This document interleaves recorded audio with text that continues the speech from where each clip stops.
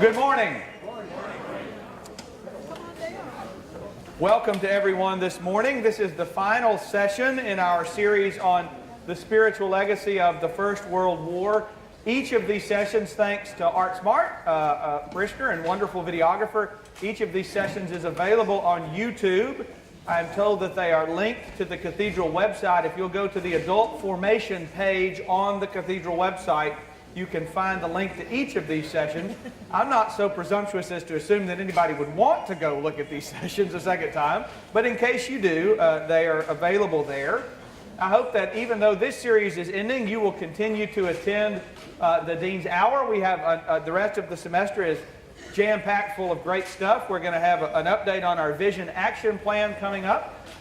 We're going to have the Coalition for the Homeless is going to come and talk to us about the efforts in the city to end homelessness at one point, and then I'm going to offer a series on the parables of Jesus upcoming just a little bit later in the fall. So I hope that you will continue to come and participate throughout the remainder of the semester.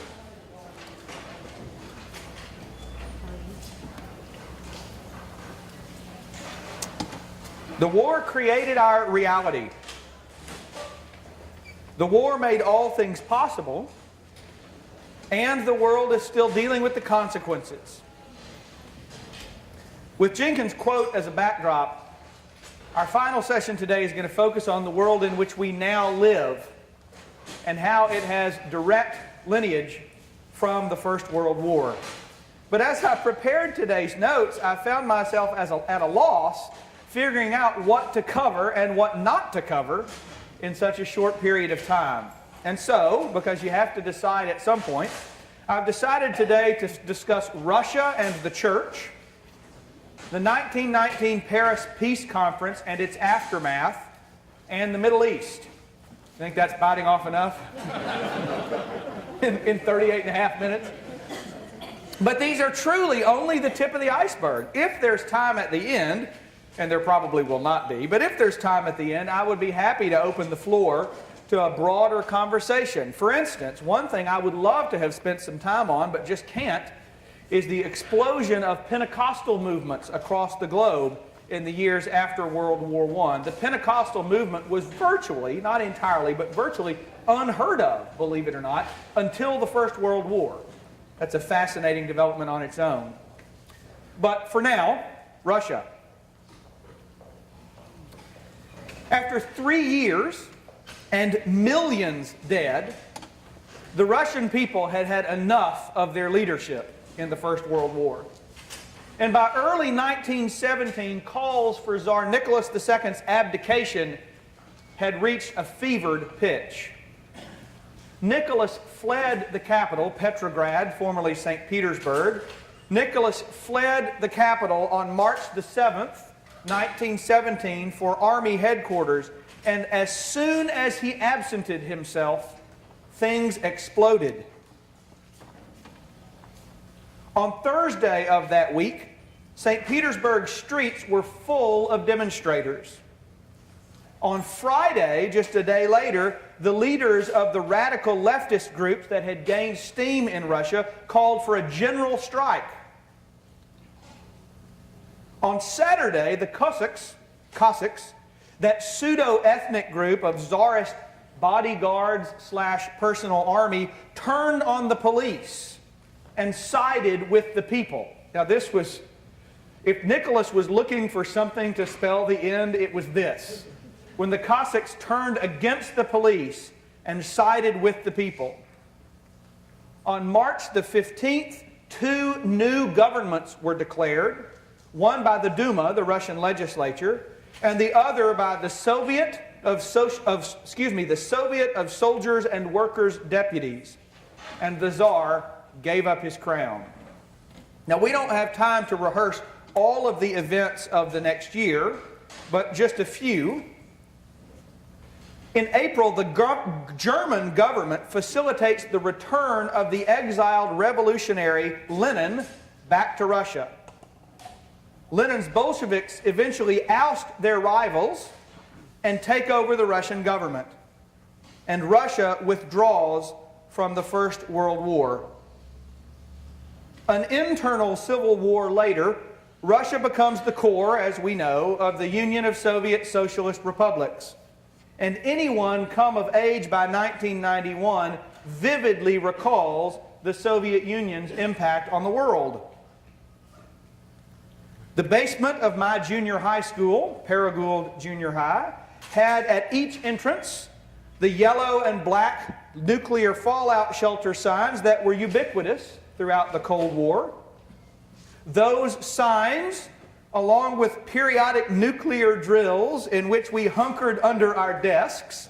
See, where I grew up on the New Madrid fault line, and so we had, and in Twister Alley, as you've heard me talk about in sermons. So depending on the week, we would have tornado drills and earthquake drills and nuclear drills, and they all involved crouching under our desks. And I remember as, a 6th or 7th grader thinking, I really think this is sort of a placebo. I'm not sure that how much this is going to do for us. But with the nuclear drills that gave us the blessed but false sense of security that we could actually survive a hot war with the Soviets. A thin veneer of linoleum and particle board were going to help us survive nuclear war. And beyond nuclear fear, there is a direct line between the Tsar's incompetent prosecuting of the First World War, which led to unprecedented civil unrest in Russia, the toppling of a 1,000-year world order, and the birth of nationally viable communism. There's a connection between those things, a direct connection, and the American Red Scare, McCarthyism, national communist regimes elsewhere, American lives and national optimism lost, and the definition of 3 generations of cultural icons for us. How many people in their 40s in the room? Remember Red Dawn? Awesome.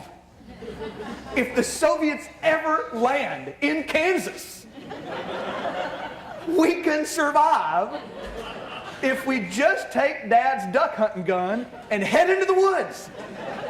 It'll all be okay, says Patrick Swayze. And who wouldn't believe Patrick Swayze, right? He taught Jennifer Grey how to dance. You gotta believe him. Because of what happened in Russia in 1917, we, for 70 years, defined ourselves in contrast to the communist other, who was our mortal enemy. But other than an excuse to put James Bond and Red Dawn on the screen, I really want to focus on the church. In Tsarist Russia, the Russian Orthodox Church was closely aligned with the interests of the state, and the church thrived under the Tsars.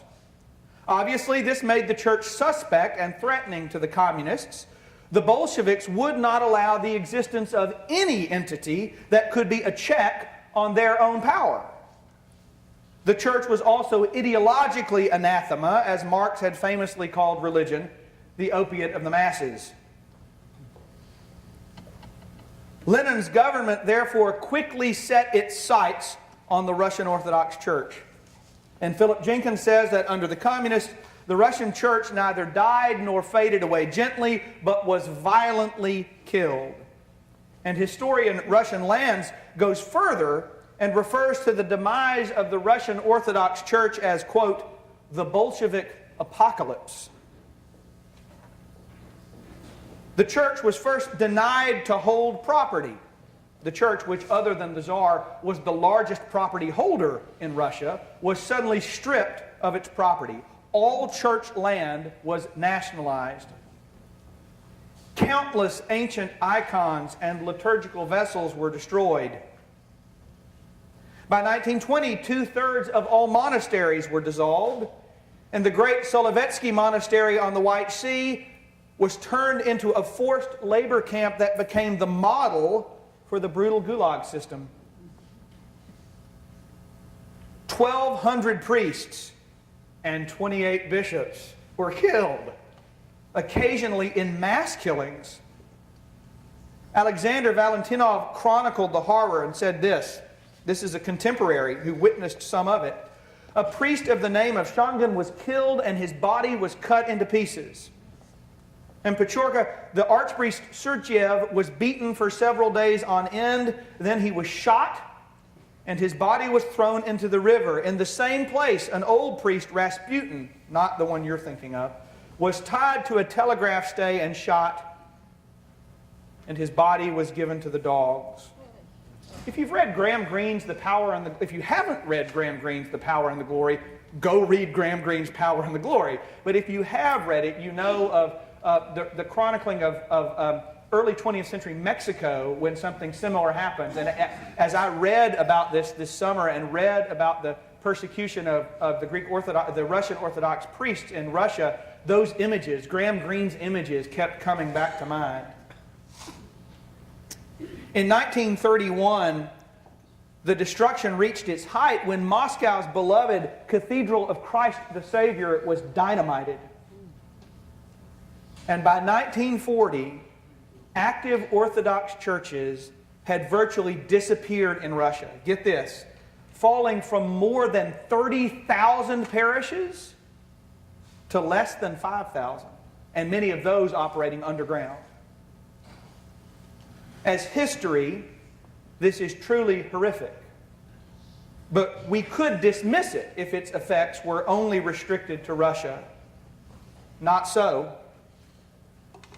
You see, and this is so important, the greatest probably of this entire study, and I spent my entire summer on this, probably the greatest epiphany of the entire summer study was the realization that you cannot understand 20th century Roman Catholicism, particularly the Vatican's approach to the world, without understanding what happened to the Russian Orthodox Church under the communists. You cannot understand if you are perplexed by the way the popes have acted or reacted against communism or in other socio-political arenas of the world. You'll understand it far better if you recognize that they watched very closely what happened to the Russian Orthodox Church under the communists. The Vatican watched the Russian Orthodox drama unfold with wide and teary eyes. And this impacted the Roman Catholic Church's vigorous and unstinting opposition to communism for the next 70 years. Now, the Vatican's relationship with the German Nazi regime has been written about from many perspectives.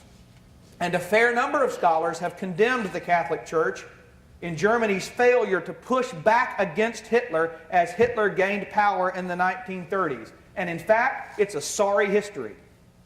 I do not excuse it. But it is worth, I think, explaining. By early 1933, Hitler's Nazis had a firm grip on power in Germany. The only remaining political party with the heft to even possibly counterbalance the Nazis was the Catholic Center Party. In March 1933, the Nazis brought forth in the Reichstag the Enabling Act, which would vest almost absolute power, including the power to pass laws, in the executive branch of the government. In other words, in Hitler's hands. The Enabling Act required 2/3 vote in the Reichstag to pass, and its success depended. The act would rise or fall on the support of the Catholic Center Party. In return for the Catholic Center Party's support, Hitler's government promised the Church freedom of religion, the independence of Catholic schools, and all of the Catholic Church's cultural institutions. Now, the party need only look east to Russia to see what could happen without these guarantees. And so, the Center Party threw its lot in with the Enabling Act, and Hitler was handed absolute power. The Catholic Center Party had crippled itself, but it still existed. it still conceivably could have refound its footing and stood against the Nazis. But 4 months later, the Pope's ambassador to Germany, Eugenio Pacelli, who would soon find himself Pope Pius XII, negotiated a concordat with Hitler's government. And the concordat gained for the Roman Catholic Church additional promises from Hitler that the Church would be left alone.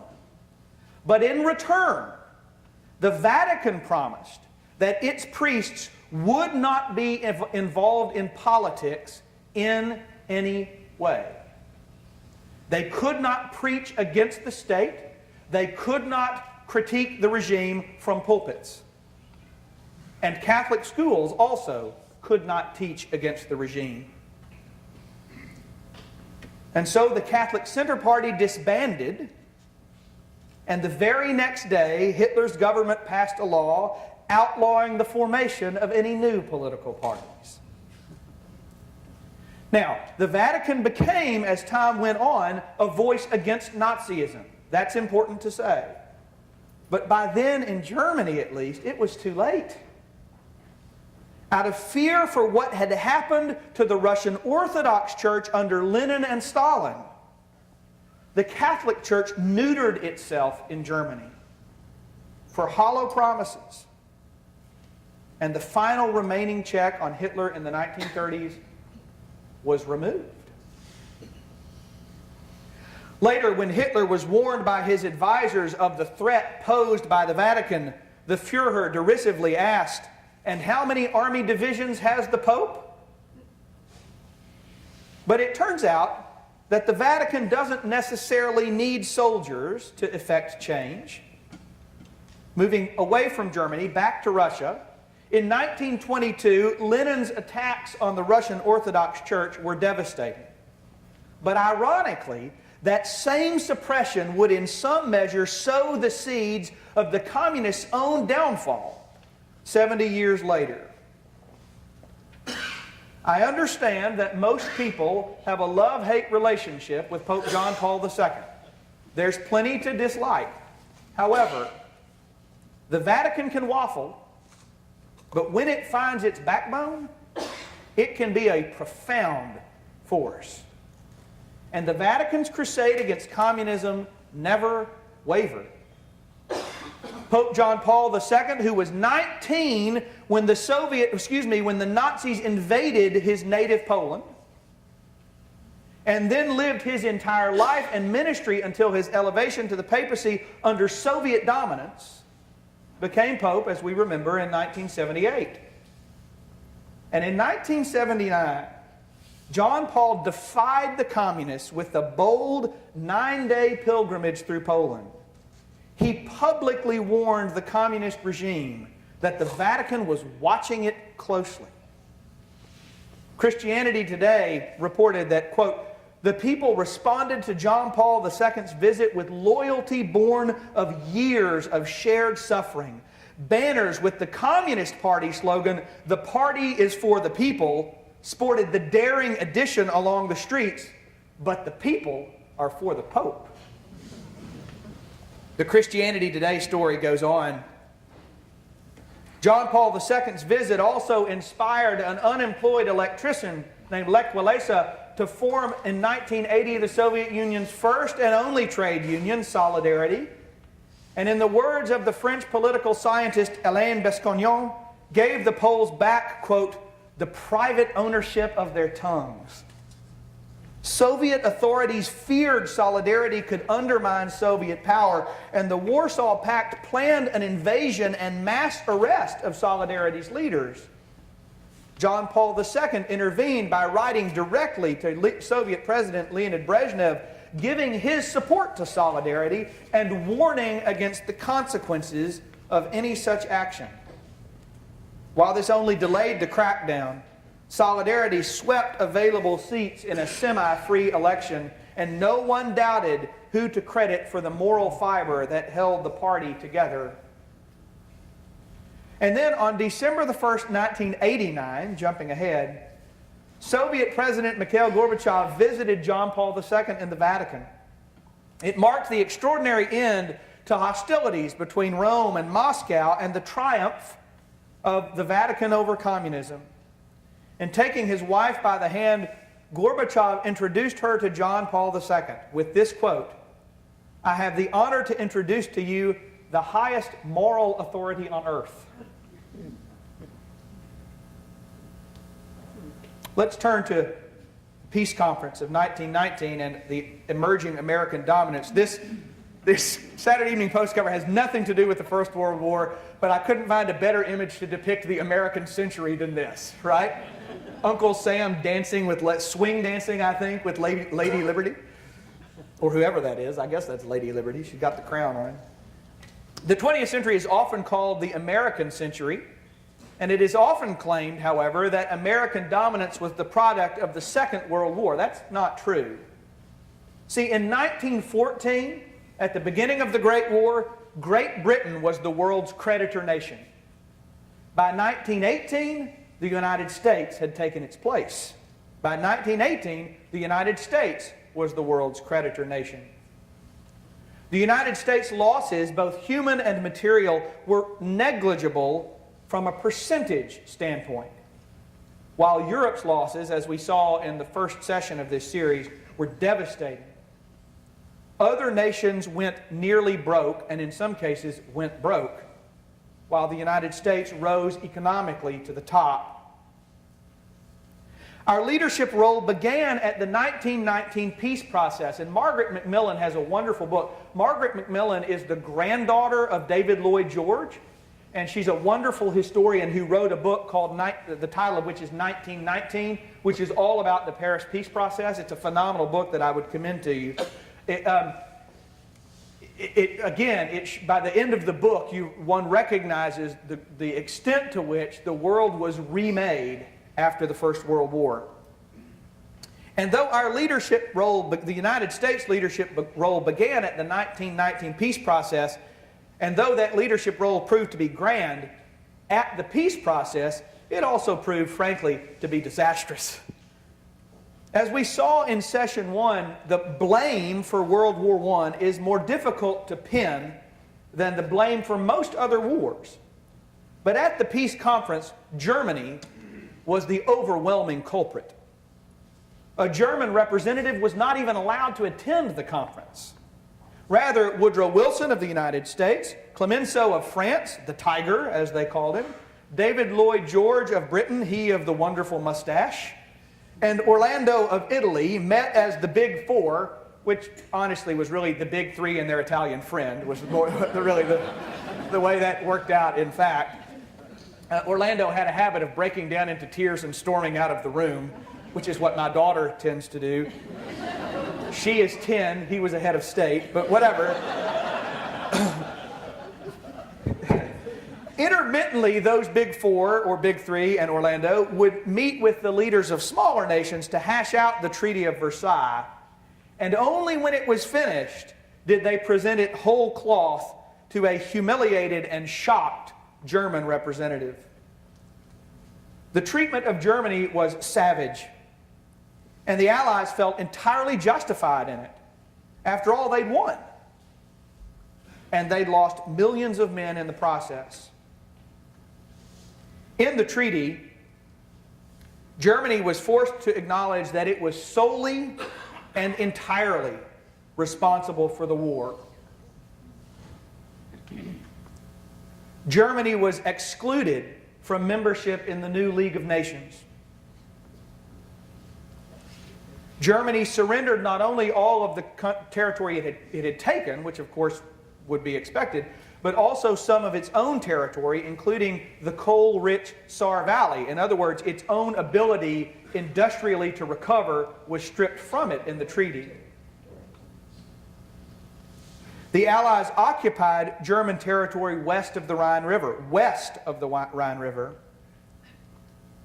The German army was limited to 100,000 soldiers, and the treaty included the complete destruction of the German submarine fleet, which is, as many of you know, we didn't really talk about America's entry into the war, but it was unrestricted submarine warfare plus a really foolish telegram by German Foreign Minister Arthur Zimmermann that really ultimately was the tipping point that brought the United States into the war. You remember the Zimmermann telegram? Lord, if you ever worry that our national leaders are just utterly incompetent, remember this story. The moral of which is it can always be worse, okay? So Arthur Zimmermann, the German foreign minister, sends the government of Mexico a telegram which is intercepted by the British, who hang on to it until just the right moment and then turn it over to the Americans. And Zimmermann's telegram to the Mexican government says, if America enters the war, we want you to join us, you invade the United States, and all that Gadsden Purchase territory and part of Texas we'll give back to you. Can you imagine the uproar in the United States when that became known?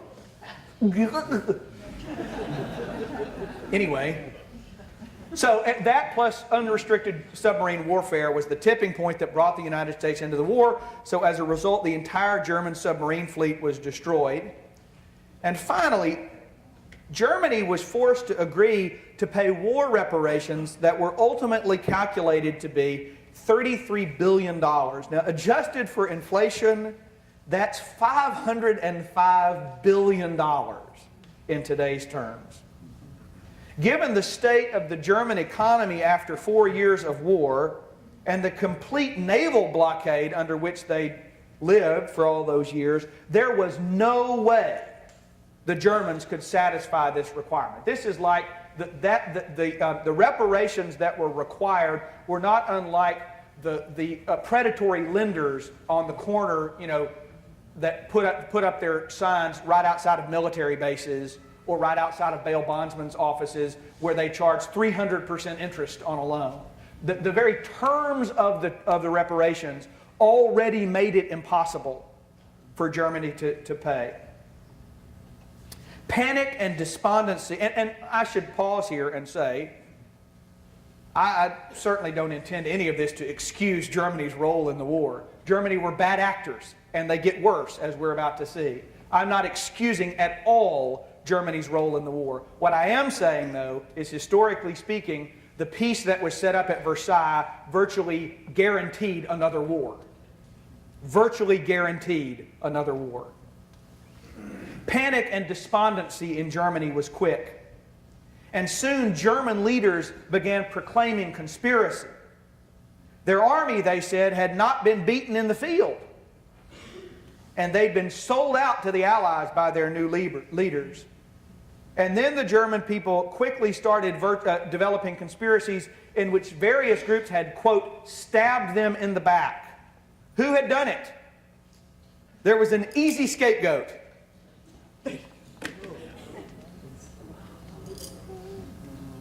Christian preachers helped fan the flames, often siding with the newly emerging far-right parties that were developing their fascist ideology.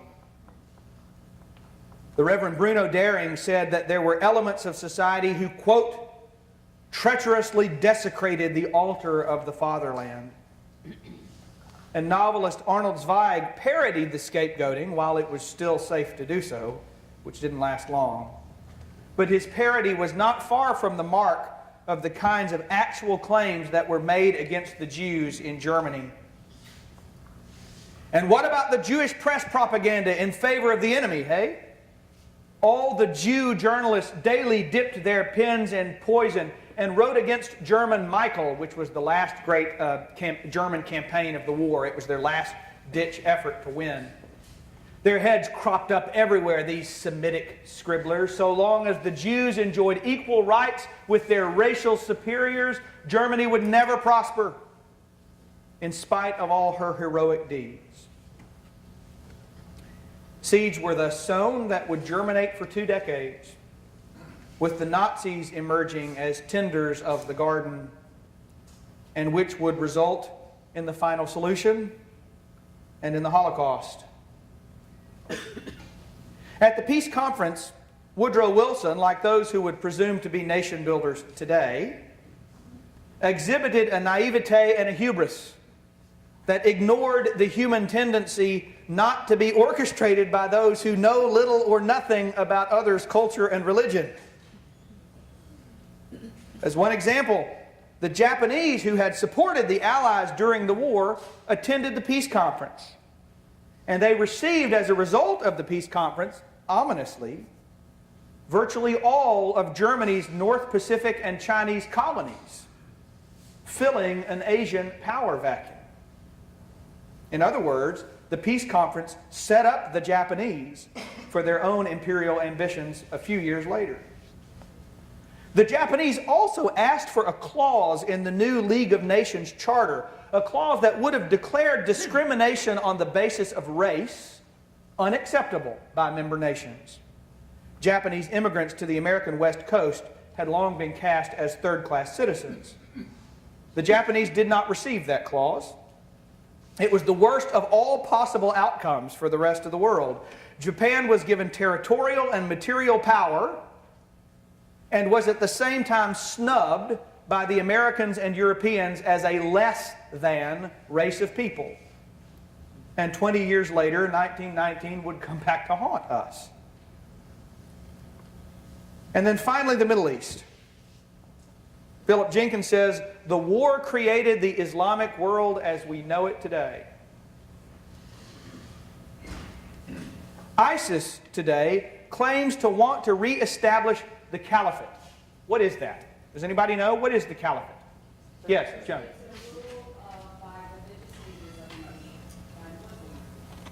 I didn't hear that. It's a rule by Islamic leaders, Islamic religious leaders of a nation. Okay, that's almost correct, except not of a nation. Not of a nation. The caliphate is, yes.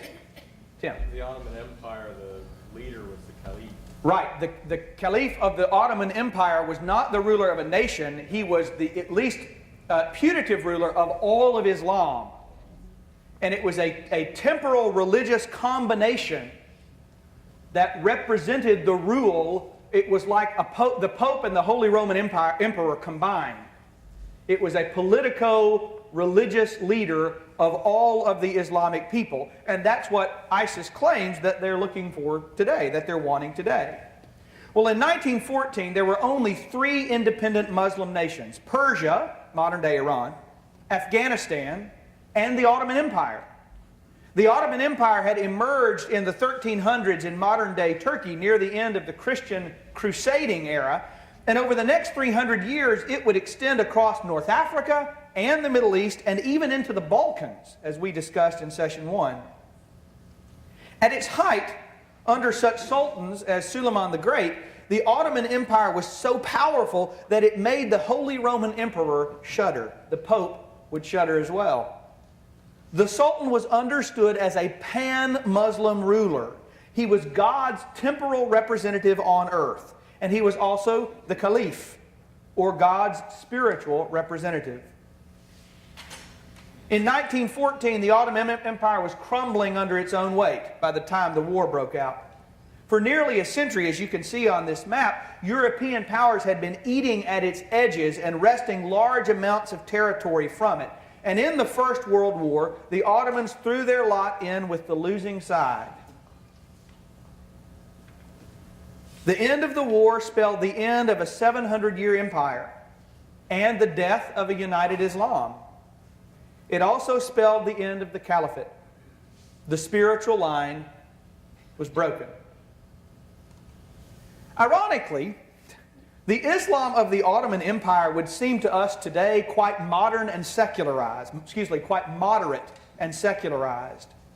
Like many state-sponsored Christian churches of the day, Islam was bound up with the state apparatus. And except in theocracies, that relationship always has the effect of muzzling the more zealous elements of a religion. The end of the Ottoman Empire led to 2 developments with which we are still dealing today. Number 1, the partitioning of the Middle East along artificial national boundaries that were invented by those Western powers in Paris. And number two, the rise of radical elements in Islam that are seeking to claim the legitimacy of a new caliphate.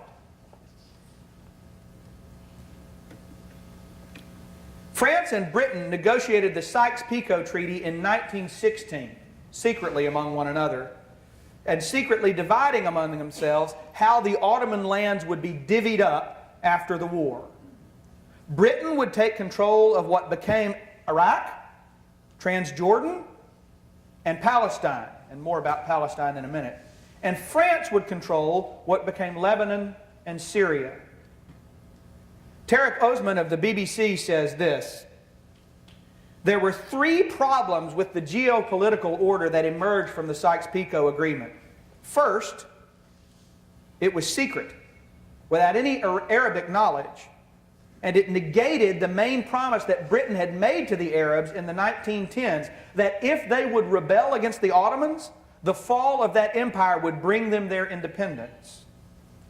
When that independence didn't materialize after World War I, and as these colonial powers in the 1920s and 30s and 40s continued to exert immense influence over the Arab world, the thrust of Arab politics in North Africa and in the Eastern Mediterranean gradually but decidedly shifted from building liberal constitutional government systems, as Egypt, Syria, and Iraq had witnessed in the early decades of the 20th century, to assertive nationalism, whose main objective was getting rid of the colonists and the ruling systems that worked with them.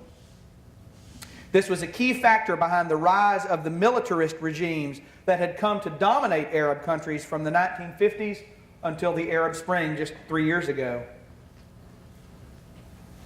The second problem with the Sykes-Picot Agreement lay in the tendency to draw straight lines. The newly created borders did not correspond to the actual sectarian or tribal or ethnic distinctions on the ground. And this was the height of irony, because so much of what Woodrow Wilson talked about in the 14 points, which sort of kind of governed the peace treaty, the peace process, was self-determination. The ability of like people to come together and decide whether or not they wanted to coalesce into a political entity. That didn't happen in the Middle East. Instead, newly created borders were straight lines that paid little attention to actual sectarian or tribal or ethnic distinctions on the ground. And then the third problem was that the state system that was created after World War I exacerbated the Arabs' own failure to address the crucial dilemma that they faced over the past century and a half. The identity struggle between, on one hand, nationalism and secularism, which had governed the Ottoman Empire's identity, and on the other hand, what we've come to know as Islamism.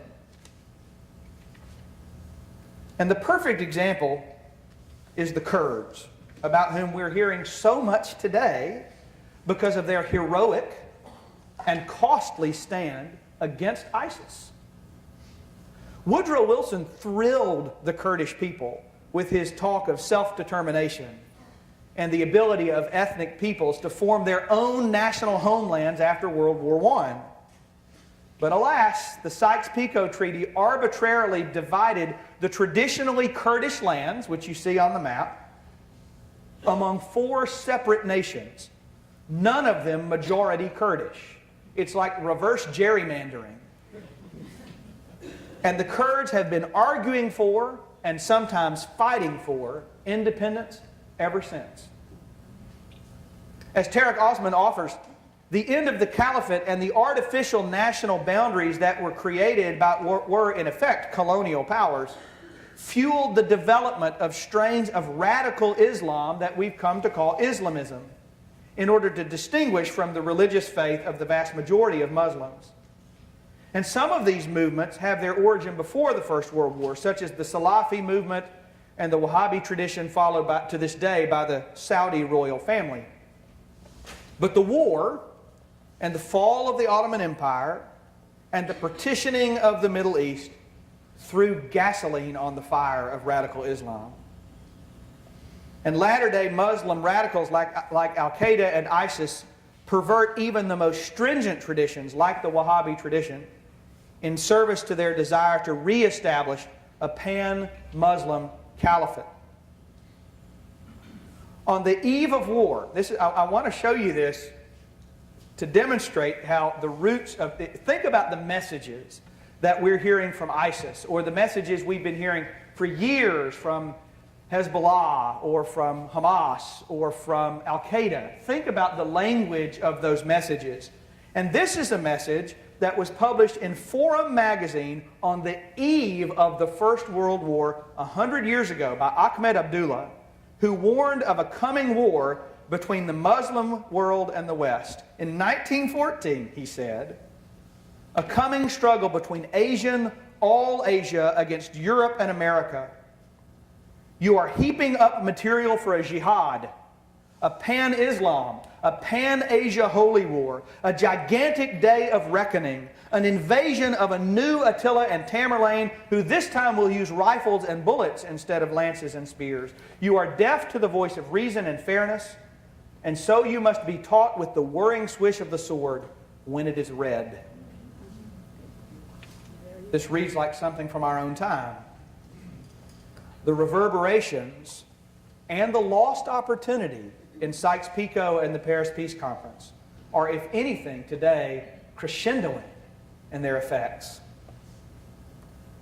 Of course, no conversation about the Middle East is complete without mention of Israel, reestablished as a Jewish state in Palestine in 1945 after the horror of the Holocaust.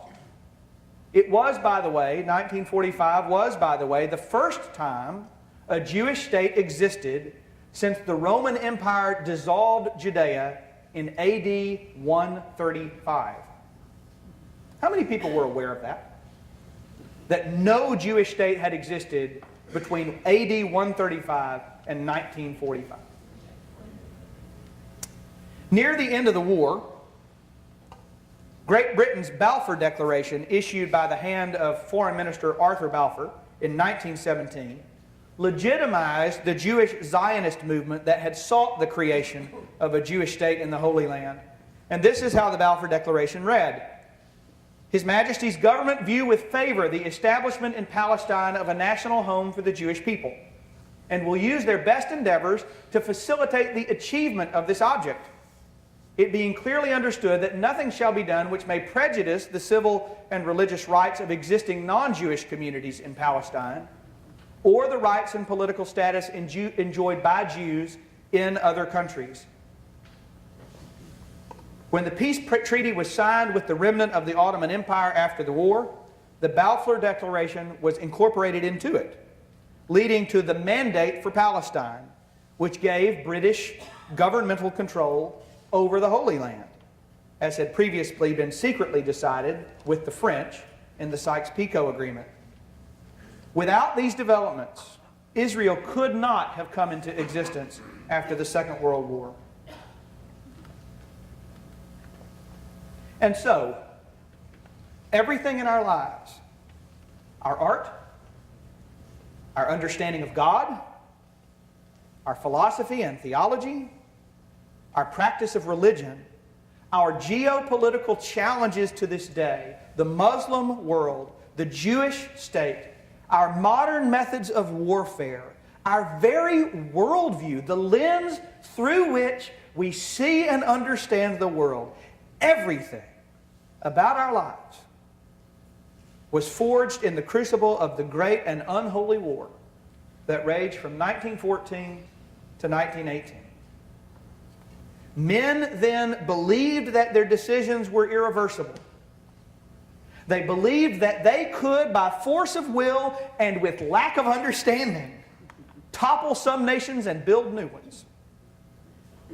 They believed that the abundance with which they were blessed was unassailable and would be there forever. They believed that total warfare was winnable. There were whole populations who went along with the carnage, who allowed themselves to be influenced and cajoled by propaganda, by bad Christian preachers, by political leaders, and by their own martial fervor. Their actions overturned the world. And they pursued those actions blithely as millions of men died, as hundreds of thousands of families starved.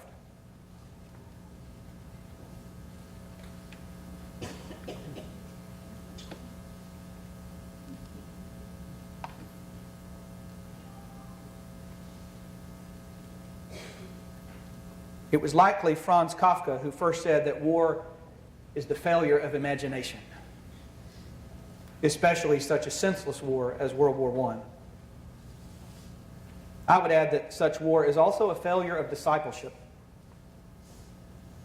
It's a failure to follow, first of all, the God of grace and the God of love. And so I'll end with the parable of the old man and the young, one of my favorites, by our friend who perished in the trenches, Wilfred Owen. So Abram rose and clave the wood and went, and took the fire with him and a knife. And as they sojourned, both of them together, Isaac the firstborn spake and said, My father, behold the preparations, fire and iron, but where the lamb for this burnt offering? Then Abram bound the youth with belts and straps, and builded parapets and trenches there, and stretched forth the knife to slay his son. When lo, an angel called out from heaven, saying, Lay not thy hand upon the lad, neither do anything to him. Behold, a ram caught in the thicket by its horns. Offer the ram of pride instead of him.